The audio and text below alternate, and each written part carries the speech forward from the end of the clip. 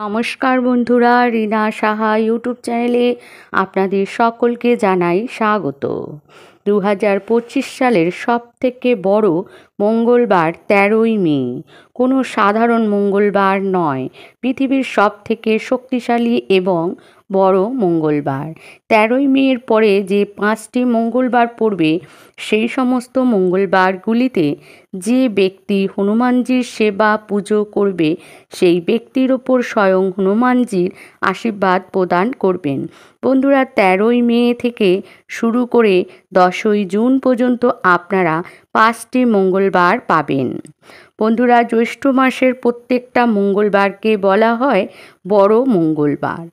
শাস্ত্রে বলা হয়েছে এই 5টি মঙ্গলবার বিশেষ কিছু বস্তু এমন রয়েছে, সেই সমস্ত জিনিসগুলি আপনারা হনুমানজির মন্দিরে গিয়ে হনুমানজির চরণে নিবেদন করতে পারেন। তাহলে ছোট বড় সর্ব মনস্কামনা পূর্ণ হবেই হবে। হনুমানজির অশেষ কৃপা ও আশীর্বাদ লাভ করবেন।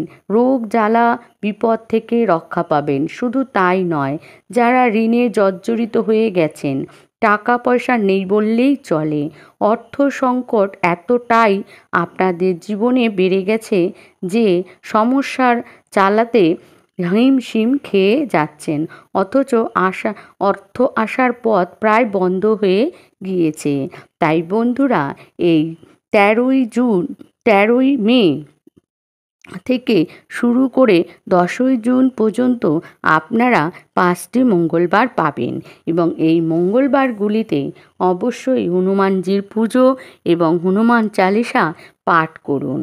এই অবস্থা থেকে আপনাদের রক্ষা করবেন হনুমানজি এবং আপনাদের ঘরে আসবে সুখ, শান্তি, সমৃদ্ধি এবং বাড়ির বাস্তু দোষ কাটবে এবং নজর দোষ কাটবে এবং আপনার বাড়িতে পজিটিভ এনার্জিতে ভরে যাবে।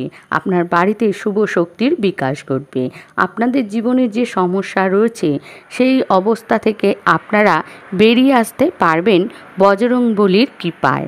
বন্ধুরা, সব থেকে বড় মঙ্গলবার দিন এবং বাকি আরও 5টি মঙ্গলবার হনুমানজিকে এই জিনিসগুলি নিবেদন করতে পারেন, তাহলে আপনাদের ভাগ্য বদলাবেই। যদি বন্ধুরা এই 5টি মঙ্গলবার না করতে পারেন, তাহলে যে কোনো একটি মঙ্গলবার এই ক্রিয়া বা উপায়গুলি করতে পারেন।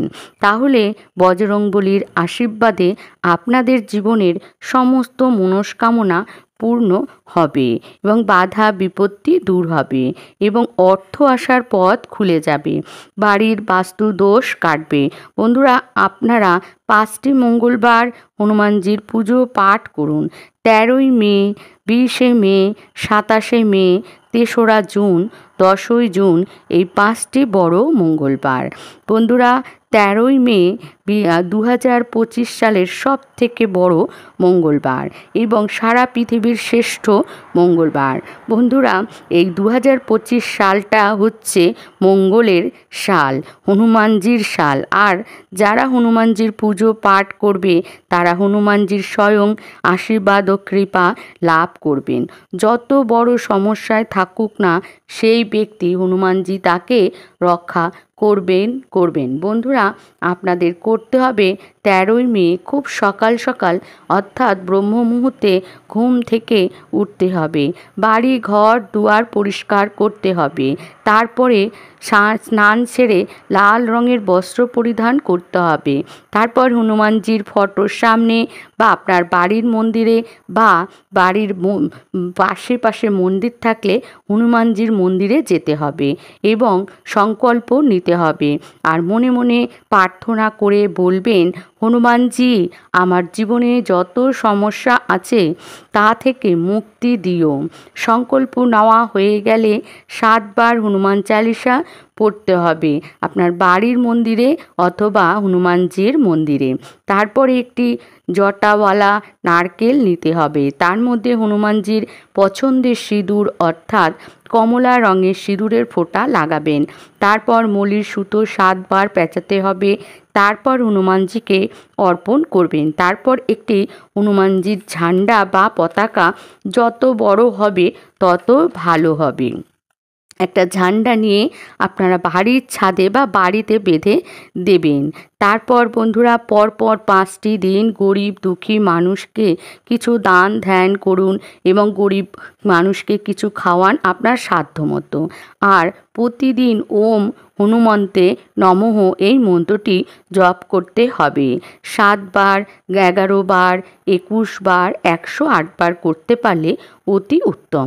এই সমস্ত ক্রিয়া বা উপায়টি যে ব্যক্তি করবে ভক্তি ও শ্রদ্ধার সাথে, সেই ব্যক্তির পরিবারে এবং তার জীবনে সুখ শান্তি সমৃদ্ধি ও অর্থ আসবেই হনুমানজির কৃপা ও আশীর্বাদ লাভ করে।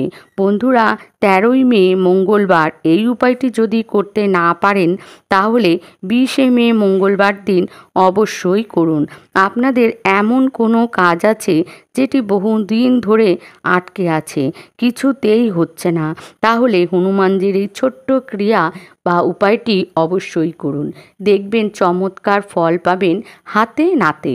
সারা বছরে একবার আসে এত বড় শক্তিশালী মঙ্গলবার, আপনাদের কাজ হবেই হবে।